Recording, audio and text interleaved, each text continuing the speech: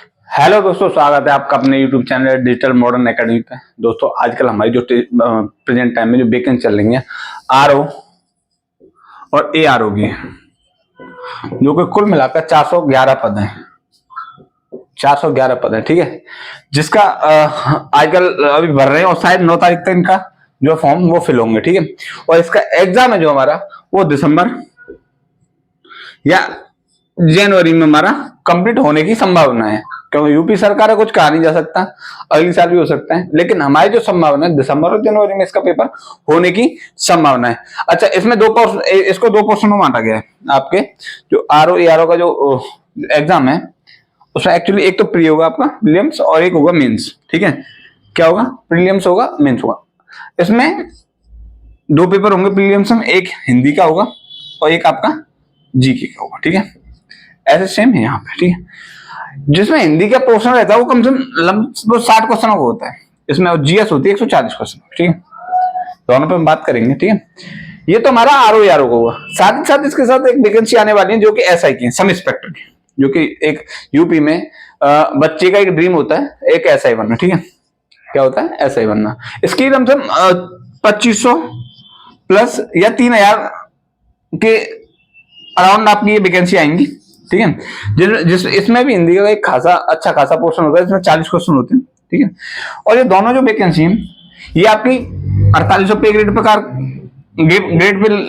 पे काम करती है और ये 4200 पे। तो इनमें हिंदी का जो पोर्शन होता है उसमें लमसम समानता पाई जाती है। ऐसा नहीं है इसमें कुछ ज्यादा, एक समान पेपर होता है दोनों का, क्योंकि अच्छा अच्छा खासा ग्रेड पे, तो दोनों में आपका समानता होती है। तो हम दोनों एग्जामों को मतलब दोनों एग्जामों को लेके साथ चलेंगे, ठीक है।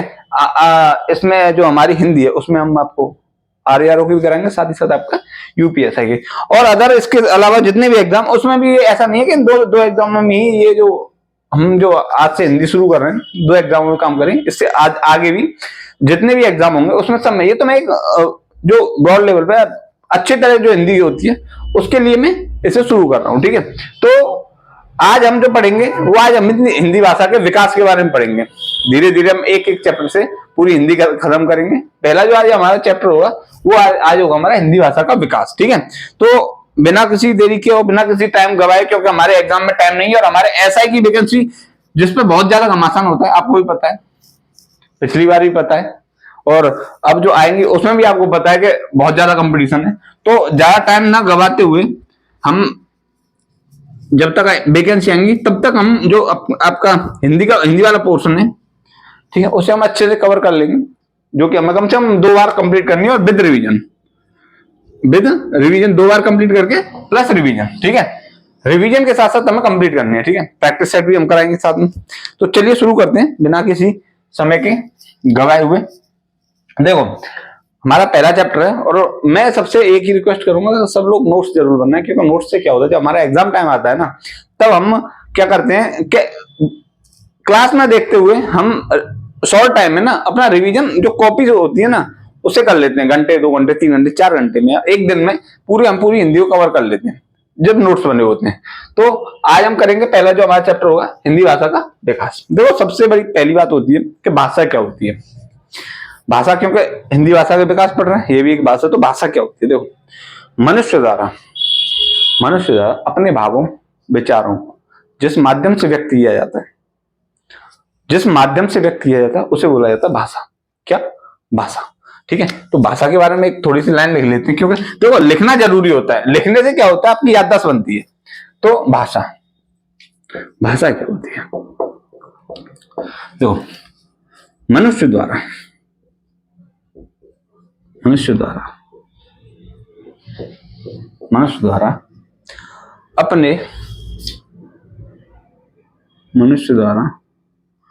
अपने भावों विचारों को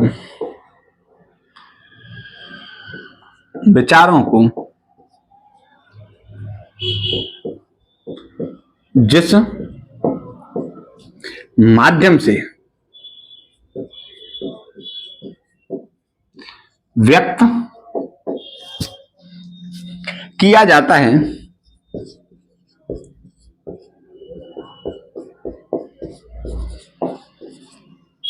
उसे मतलब भाषा कहते हैं, भाषा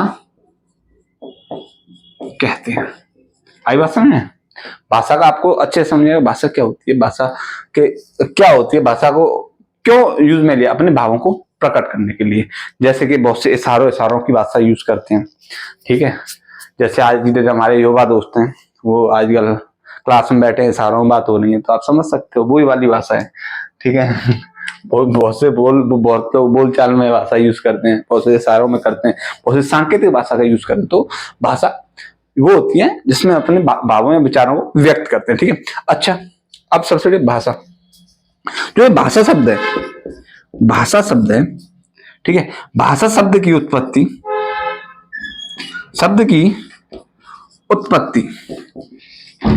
भाषा शब्द की उत्पत्ति संस्कृत के भाष धातु, कौन सी भाष धातु से हुई है। किससे? भाष धातु से हुई है। अच्छा, भाष धातु, ये भाष धातु का अर्थ क्या होता है, ठीक है, जिसका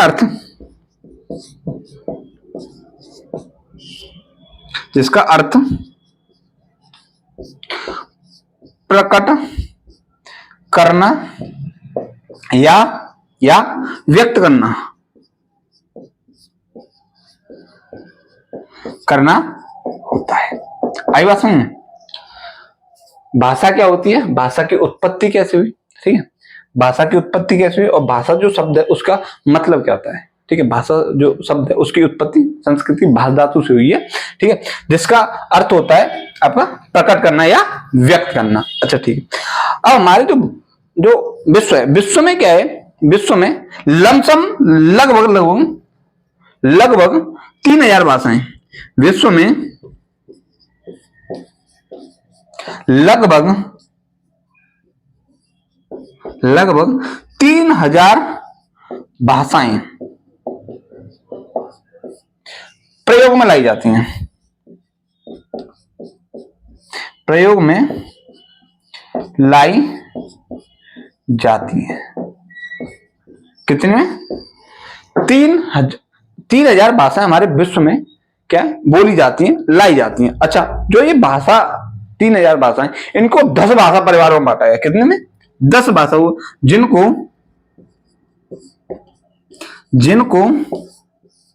10 भाषा परिवारों में बांटा गया है। आई बात में? तो आपको भाषा के बारे में मैंने बताया, भाषा शब्द की उत्पत्ति कहां से हुई, कैसे हुई, और जो हमारी विश्व है, विश्व में लगभग 3000 भाषाएं बोली जाती हैं, जो कि कितने 10 भाषा परिवारों बांटी गई हैं। अब जो हम भारत के संदर्भ में देखते हैं, इसे नोट करो फिर बताएंगे। भारत के संदर्भ में अगर जैसे देखा जाए तो हमारे जो भाषा है, जो भारत की भाषा, उन्हें मुख्य 2 भाषा परिवारों में बांटा गया है, एक भारूपीय भाषा परिवार और एक द्राविड़ भाषा परिवार। नोट कीजिए, आगे बताएंगे इसके बारे में। और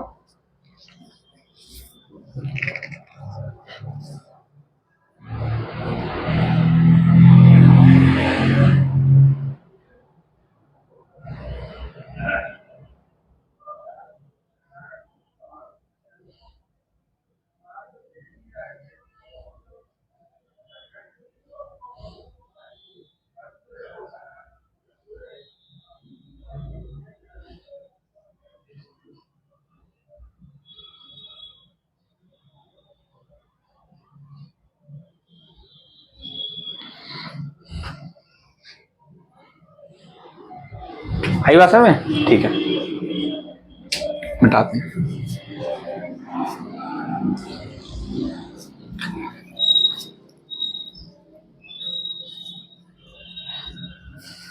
भाई नोट्स जरूर बनाते रहना, जिससे ये है कि आपको दिक्कत नहीं होगी किसी भी चीज को समझने में, क्योंकि नोट्स बनाने से बहुत फायदे होते हैं। जैसे अपनी याददाश्त का बना रहना, ठीक है।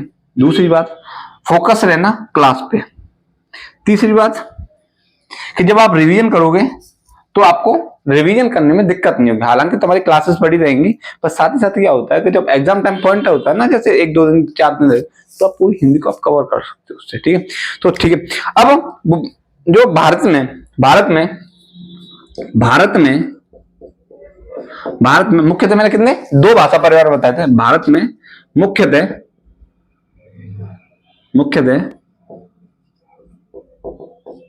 2 भाषा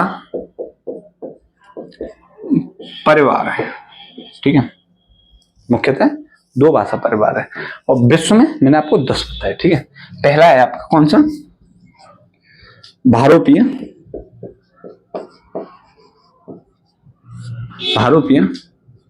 भाषा परिवार। इसमें क्या है, इसमें भारत की और यूरोप की भाषाएं आती हैं। कौन सी, भारत की और यूरोप की भाषाएं आती हैं। ठीक है, इसमें हमारी संस्कृत भी इसी में आती है। ठीक है, संस्कृत भी आपकी भारोपीय भाषा परिवार में। दूसरा है हमारे भारत में जो है आपका द्राविड़ भाषा परिवार, द्राविड़ या द्रविड़ भाषा परिवार, जो कि आपके दक्षिण भारत की भाषाएं आती हैं, जिसमें आपके दक्षिण भारत जैसे आपकी तेलुगु हुई, तमिल हुई, मलयालम हुई, ये आपकी द्राविड़ भाषा परिवार में आती है। ठीक है, आई बस में, तो यहां तक हमारे इसमें। अब ये तो हमारे हो गया। अच्छा, अब हमारी बात है कि हम पढ़ेंगे किसे, भारोपीय भाषा परिवार को। कौन से, भारत और यूरोप की भाषा। ठीक, भारोपीय भाषा परिवार को।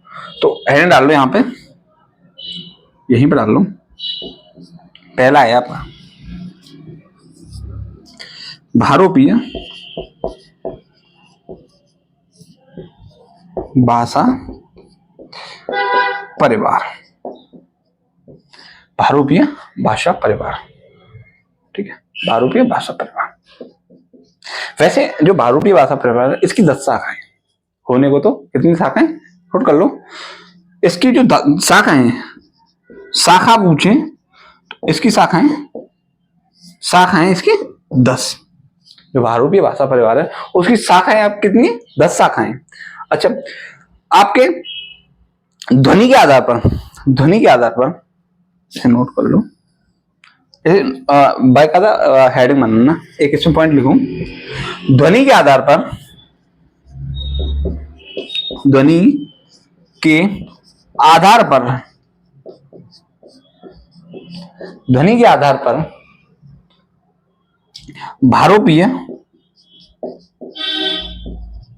भारोपीय भाषा परिवार को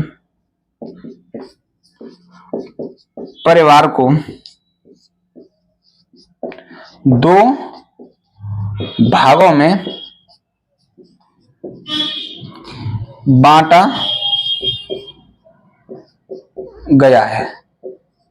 कितने में, 2 भाषा परिवारों में, 2 भागों में बांटा गया है, जो ध्वनि के आधार पर। पहला है आपका सतम, और दूसरा है आपका केतुम। कौन सा, पहला है आपका सतम और दूसरा है आपका केतुम। ठीक है, इसे नोट करो। फिर उसके बाद आगे सतम से बात करेंगे, केतुम के बारे में जानेंगे थोड़ा सा।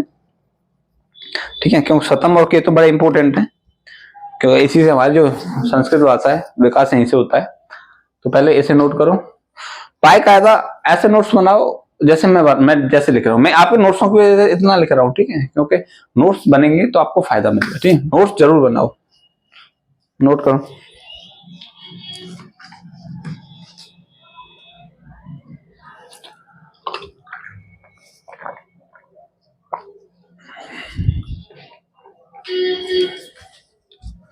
आई बात समझ, चलो मिटाते हैं। किसी का नोट रहने से रह गया है तो वो पॉज करके इसे देख लें, क्योंकि इतनी देर रुकेंगे तो वीडियो हो जाएगी लंबी और आप हो जाओगे बोर। ठीक है, तो कितनी भाषा परिवारों में, 2 में। कौन 2 भागों में बांटा गया ध्वनि के आधार पर भारोपीय भाषा परिवार को। पहला है हमारा शतम और दूसरा है, पहला है हमारा शतम और दूसरा है हमारा केतुम। ठीक है, पहले हम केतुम के बारे में पढ़ लेते हैं। ठीक है, इसके अंतर्गत कौन कौन सी भाषा है, देखो आपकी लैटिन, इसके अंतर्गत जो भाषा आने वाली है वो है आपकी लैटिन, सॉरी ग्रीक, लैटिन, क्योंकि यूरोपियन भाषा है। ठीक है, और आपकी इटैलिक, इटैलिक कौन सी, जो इटली में बोली जाती है, इटैलिक, ये भाषाएं आती हैं इसके अंतर्गत। कौन सी, केतुम के अंतर्गत। अच्छा, शतम के अंतर्गत क्या होता है, देखो शतम के अंतर्गत आती है भारतीय ईरानी परिवार, ये भारतीय यूरोपीय परिवार रहता है और ये भारतीय ईरानी परिवार। ठीक है, भारतीय ईरानी भाषा। ठीक है, और इसके अंतर्गत कौन कौन सी होती हैं, देखो मैं दोबारा इसको बता दूं, कौन सी, भारतीय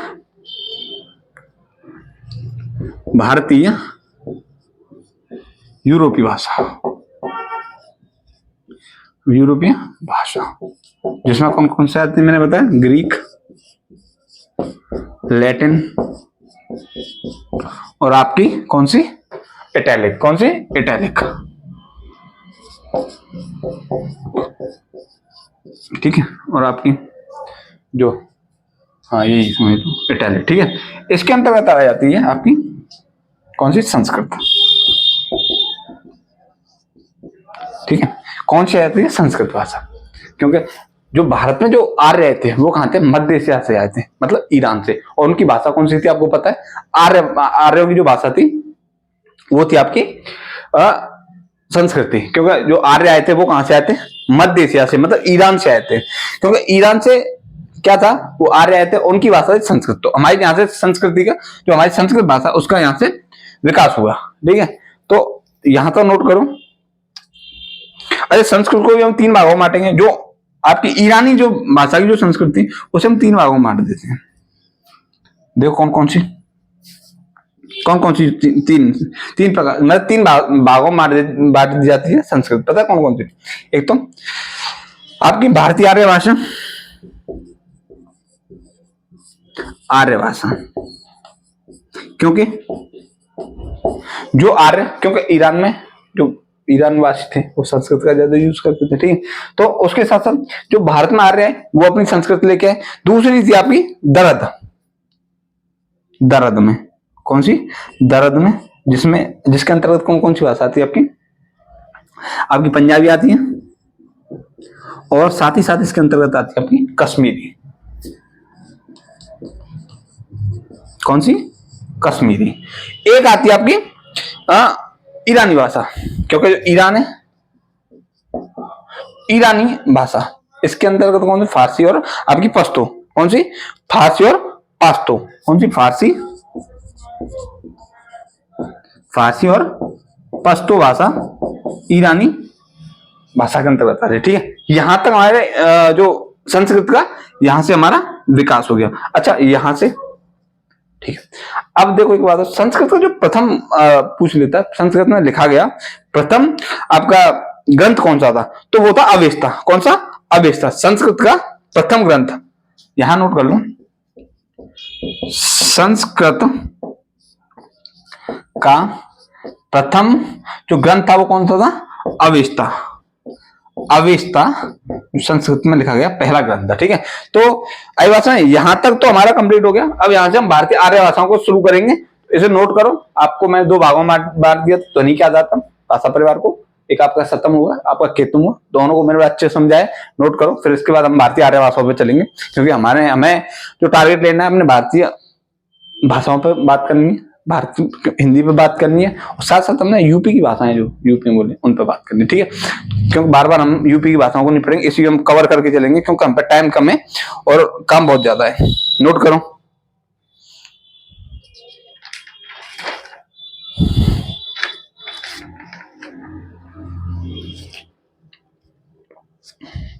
क्योंकि ज्यादा लंबी हम आज क्लास खींचेंगे नहीं, क्योंकि आप भी बोर हो जाएंगे और ज्यादा लंबी क्लास ठीक भी नहीं रहती। हो गया नोट? बिल्कुल, चलो ठीक है। कब पढ़ेंगे भारतीय आर्य भाषाओं को? यहां तक आपको पता चला गया कि हमारी संस्कृत कैसे आई।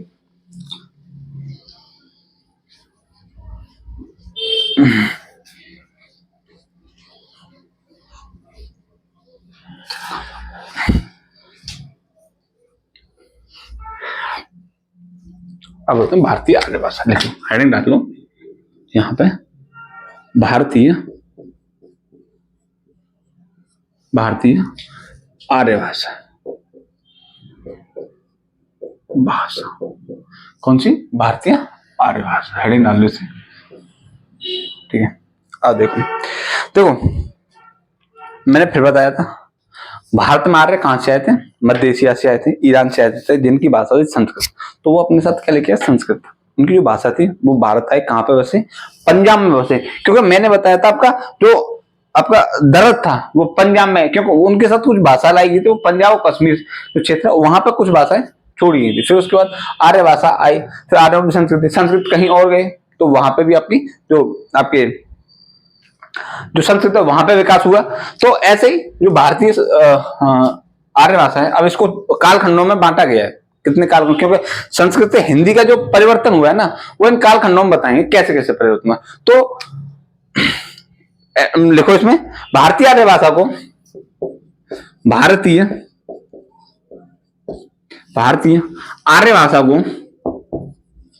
आर्य भाषा को तीन कालखंडों में, कितना? तीन काल खंडों में बांटा गया है। कितने में? तीन काल खंडों में बांटा गया है। पहला है आपका कौन सा? पहला है आपका प्राचीन भारतीय आर्य भाषा। कौन सा? प्राचीन भारतीय आर्य भाषा, ठीक है। अच्छा, जो इसका टाइम पीरियड था देख लो। इसका टाइम पीरियड था आपका 1500 ईसा पूर्व से लेके कहां तक था? आपके 500 ईसा पूर्व तक था, ठीक है। 1500 ईसा पूर्व से लेके 500 ईसा पूर्व तक था। अच्छा देखो, यहां से संस्कृत का विकास हुआ। किसमें? संस्कृत आई, भारतीय आर्य संस्कृत लाए। अब प्राचीन आर्य भाषा में क्या था कि ये जो टाइम पीरियड था इसमें संस्कृत का विकास हुआ। तो संस्कृत से बनी कौन सी? आपकी वैदिक संस्कृत। पहला विकास मतलब जो संस्कृत का विकास हुआ किसमें? आपकी वैदिक संस्कृत में। कौन सी में? वैदिक संस्कृत में। किसमें? वैदिक संस्कृत में। वैदिक संस्कृत में क्या था? जिसमें वेद पुराण उपनिषद लिखे गए। कौन संस्कृत? जिसमें वेद पुराण और उपनिषद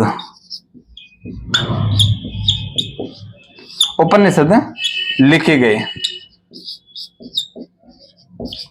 तो वो कौन सी थी? आपकी वैदिक संस्कृत। जो इसका टाइम पीरियड था देखो, वैदिक संस्कृत वो था आपका 1500 ईसा पूर्व से लेके कहां तक था? आपका 1000 ईसा पूर्व तक था, ठीक है। कहां तक था? वैदिक संस्कृत का 1000 वो 1500 ईसा पूर्व से लेके 1000 ईसा पूर्व तक था। अच्छा, यहां तक तो समझ में कि जो भारतीय आर्य भाषा थी उसका विकास हुआ किसमें? वैदिक संस्कृत में। आर्य भाषा संस्कृत का विकास हुआ कहां पे? वैदिक संस्कृत में। अच्छा, वैदिक संस्कृत का विकास हुआ इसी काल में किसमें? लौकिक संस्कृत में। लौकिक संस्कृत में किसमें विकास हुआ? लौकिक संस्कृत में। अच्छा, लौकिक संस्कृति सबसे पहले देखो क्या होता है, बड़े सोच समझ के। लौकिक संस्कृति क्या है और इसका सबसे पहले देखी कहां गई? देखो क्या था कि लौकिक संस्कृति की उत्पत्ति पांड्य की, जो पांड्य थे उनकी एक ग्रंथ था उसका नाम था अष्टाध्यायी। कौन सा? अष्टाध्यायी। ठीक है, जो इसको देखा गया सर्वप्रथम कहां देखा गया? जो लौकिक संस्कृत था। लौकिक संस्कृत क्या है? लौकिक संस्कृत वैदिक संस्कृत की भाषा है, इसका विकास है लौकिक संस्कृत। वो कैसे? क्योंकि इसमें क्या था, जो वैदिक संस्कृत लौकिक संस्कृत में जो परिवर्तन हुआ वो था, एक तो आपका व्याकरणिक परिवर्तन हुआ, व्याकरण में परिवर्तन हुआ। ठीक है, साथ ही साथ इसकी जो इसकी भाषा थी वो सरल और सामान्य कर दी। कौन सी? लौकिक संस्कृत की। ये थी आपकी वेद पुराणों वाली भाषा थी संस्कृत, ये कर दी आपकी सामान्य। और इसमें कुछ परिवर्तन किए गए, व्याकरण में परिवर्तन किए गए। ठीक है, तो इस वजह से क्या हुआ, इन लौकिक संस्कृत में परिवर्तित होगी। अच्छा, मैंने क्या बताया था, इसे लिख लो कि सर्वप्रथम लौकिक संस्कृत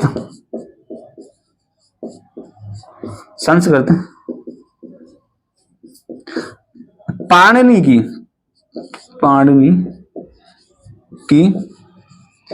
अष्टाध्यायी में देखा गया। आई बात समझ में? कि पूछ लेता है कि सर्वप्रथम जो लौकिक संस्कृत का, ये समझिए लौकिक संस्कृत का प्रथम ग्रंथ कौन सा था आपका? अष्टाध्यायी। किसकी थी? पाणिनि की। अच्छा, लौकिक संस्कृत में मैंने यही बताया कि लौकिक संस्कृत क्या थी कि मतलब वैदिक संस्कृत का विकसित रूप था लौकिक संस्कृत।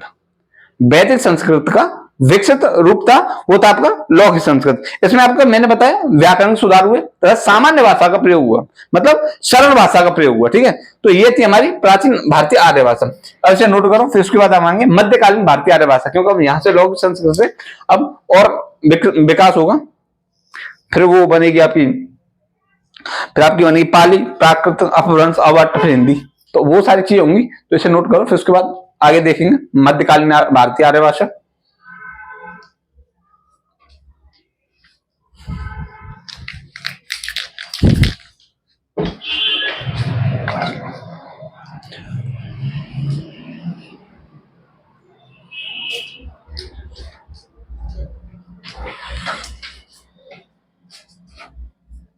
ठीक है, और इसके बाद हमारी जो भाषा का विकास होता है वो होता है आपका, यहां से आ गया प्राचीन भारतीय आर्य भाषा। अब यहां से शुरू होती है आपकी दूसरा जो भाषा विकास है वो है आपका मध्यकालीन भारतीय आर्य भाषा। कौन सी? मध्यकालीन भारतीय आर्य भाषा। हेडिंग डालो आपकी, यहां से इसे मैं डालू 3 खालू, क्योंकि आपको नोट तो कर ही लिया। देखो एक आपका ये दूसरा है जो कालखंड हुआ मध्यकालीन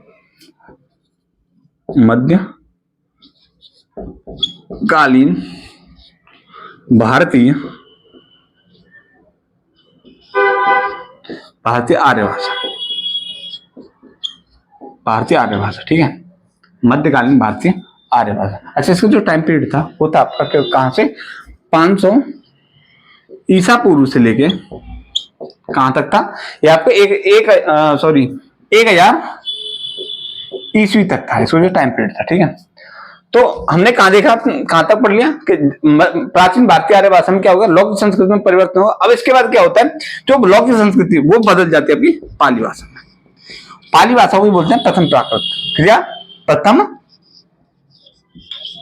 प्राकृत। कौन सी? प्रथम प्राकृत भाषा।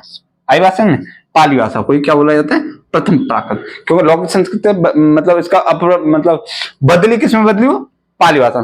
थी ये संस्कृति, लेकिन इसे क्या बोला गया? पाली भाषा बोला गया, जो कि प्रथम प्राकृत। इसमें क्या था? इसमें था आपके जो आपके बौद्ध ग्रंथ हैं, बौद्ध ग्रंथ इसी भाषा में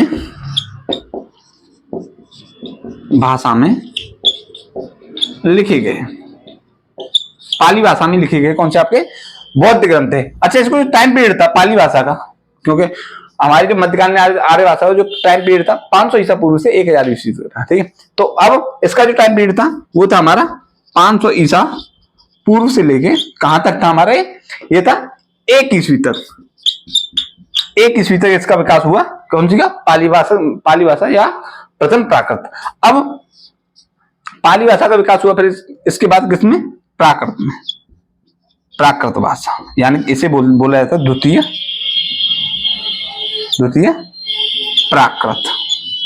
कौन सी? द्वितीय प्राकृत भाषा बोला जाता है ना इसे। अच्छा, इसमें क्या होता है?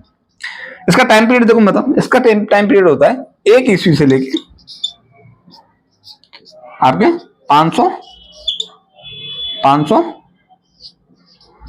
ईस्वी तक।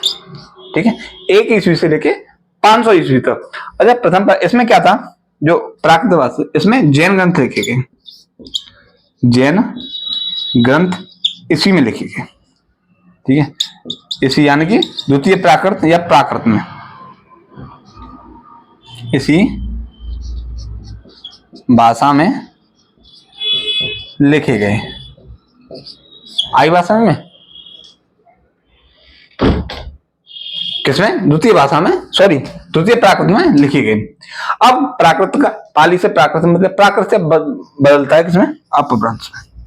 किसमें बदल जाते हैं? अपभ्रंश। अपभ्रंश एक तरह से बोला जाए तो लिख दूं अपभ्रंश। ठीक है, अपभ्रंश मतलब संस्कृत का बिगड़ा हुआ रूप, इसे बोला जाता है संस्कृत का बिगड़ा हुआ रूप,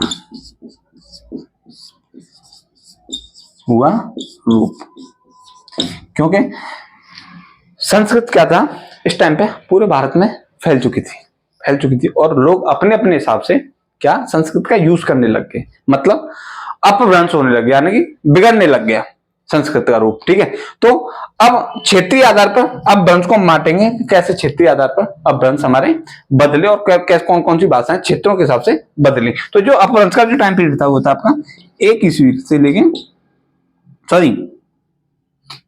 आपकी 500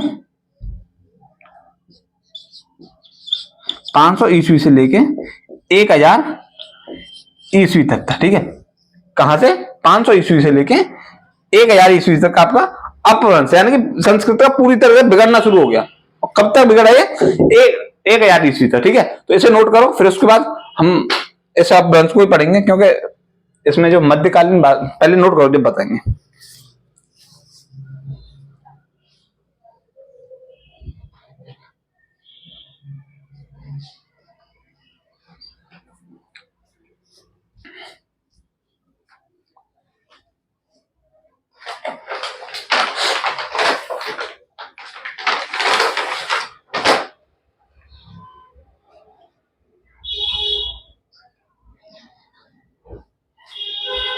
हो गया?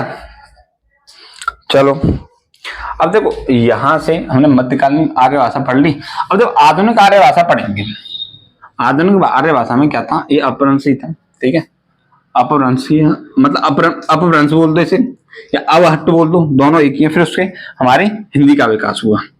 ठीक है, अब भारतीय आधुनिक आर्य भाषा लिख लो, वैसे लिखना चाहो तो, हालांकि क्योंकि इसमें ऐसा कुछ नहीं क्यों अपभ्रंश का विकास हुआ, हिंदी में परिवर्तन हुआ, तो हम अपभ्रंश देख लेते हैं। क्षेत्रों के हिसाब से अपभ्रंश बदल गए, मतलब क्षेत्रों के हिसाब से जो अपभ्रंश जो संस्कृत भाषा थी वो कैसे कैसे बदली। तो यहां पे लिख लो आप अपभ्रंश। अपभ्रंश कौन सा? अपभ्रंश। अच्छा, अपभ्रंश देखो पहला है आपका सैरसोनी अपभ्रंश। बहुत से सैरसोनी बोल देते हैं या सौरसैनी, जैसे अपने मतलब जो जो जैसे जैसे पढ़ता है, बहुत से सैरसोनी पढ़ते हैं, वो सौरसैनी पढ़ते हैं। ठीक है, अपभ्रंश। अच्छा, इसके अंतर्गत कौन कौन सी भाषा है? देखो आपकी आती है पश्चिम हिंदी,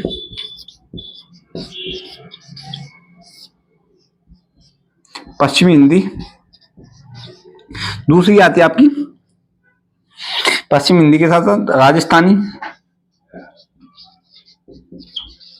राजस्थानी भाषा। ठीक है, इसके अंतर और कौन सी भाषा? इससे पहाड़ी हिंदी आती है। कौन सी? पहाड़ी हिंदी भी किसके अंतर्गत आती है? सैफोनिया ब्रांच के अंतर्गत। दूसरा है आपका अर्धमागधी, मागधी, अर्धमागधी अपभ्रंश, ठीक है, अर्धमागधी अपभ्रंश, ठीक है। इसके अंतर्गत आती है आपकी पूर्वी हिंदी, पूर्वी हिंदी। आई बात में, कौन सी हिंदी आती है? पूर्वी हिंदी। जो मेन अपभ्रंश है ना, उनके बारे में पढ़ेंगे। तीसरा आपका जो कि हमारे परीक्षा के दृष्टि से सही है, ज्यादा उल्टा सीधा पढ़ना मेरे हिसाब से बेवकूफी है। जो हमारी परीक्षा पूछे जाते हैं बस हम उन्हीं को पढ़ेंगे, ठीक है। तीसरा है हमारा मागधी अपभ्रंश, मागधी अपभ्रंश। इसमें आती है आपकी बिहारी हिंदी, बिहारी हिंदी, ठीक है, बिहारी आती है। अब एक आता है आपकी केकम अपभ्रंश, ठीक है। कौन सा? केकम अपभ्रंश, केकम अपभ्रंश।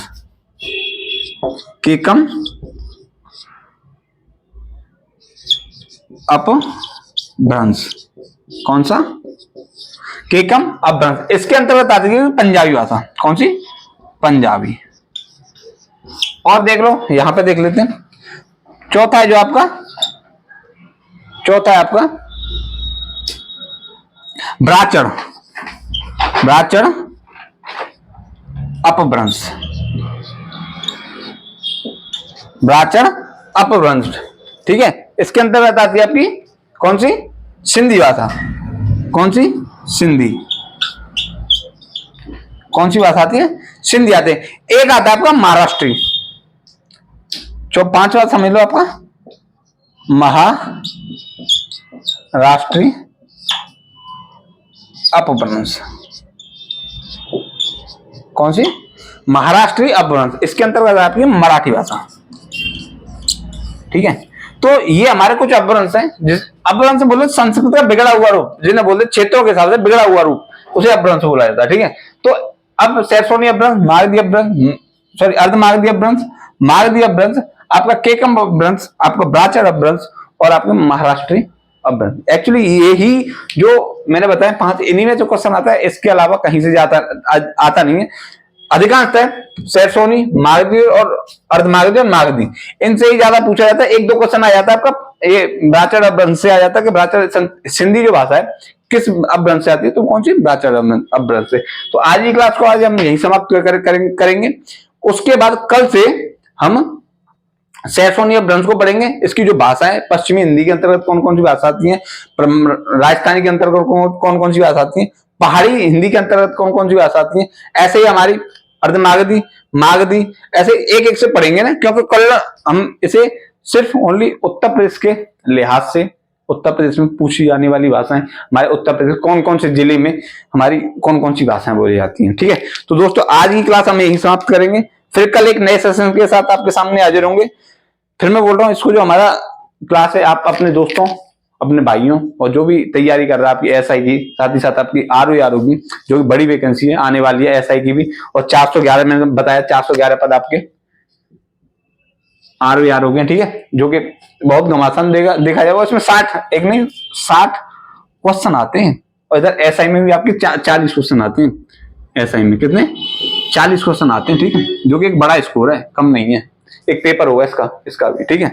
तो आज की क्लास को हम यहीं समाप्त करते हैं। कल फिर एक नई क्लास के साथ आपके सामने हाजिर होंगे। तब तक के लिए नमस्कार।